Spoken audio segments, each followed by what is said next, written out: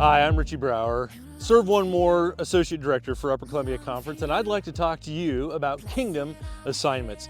Thanks to some of you and our generous Serve One More donors, we are able to roll out an exciting new initiative this fall called Kingdom Assignments. Your word is freedom for all of the world. You are redemption. Kingdom Assignments is distributing 400 $100 bills to groups, small groups, Sabbath school classes, classrooms, schools, Pathfinder clubs, adventurer clubs, ACS groups all across the conference, who will then pray over this $100 seed and ask God to multiply the seed. They will then, as a group, invest or plant that seed and watch it grow, looking forward to a harvest. And 90 days later, share the stories with the rest of us all across the conference of what God did with their Kingdom Assignment seed money.